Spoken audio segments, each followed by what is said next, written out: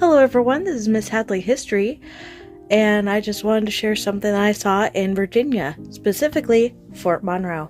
Now before Fort Monroe was built, there was another fort there called Fort Algernon, built by John Ratcliffe, if you remember from the Pocahontas movie.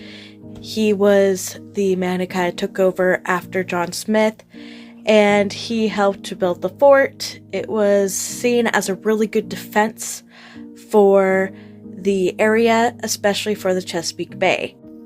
Many forts continue to exist in this optimal place for military use, but in 1834, the stone structure of Fort Monroe was officially built, making it one of the largest stone structures in the United States, and it was named after President Monroe. Despite Virginia itself seceding from the Union during the Civil War, Fort Monroe remained part of the Union for the whole entire thing, and in fact was the place where Jefferson Davis was imprisoned once he was captured after the Civil War. This fort played another significant part in the Civil War, as it got its moniker the Freedom Fort. You see, back then, enslaved people could be taken captured by the Union as contraband. And so a lot of African Americans escaped to Fort Monroe in order to get their freedom.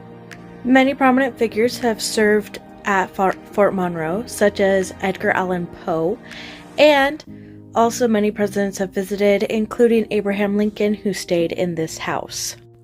Fort Monroe continued to be an active military site until September 15, 2011.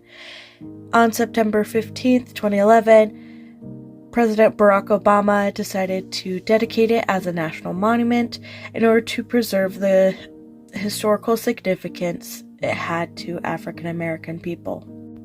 It should be noted that not only was this a significant site in the Civil War, but Fort Monroe and its surrounding area is known as the landing place for the first Africans in Virginia in 1619.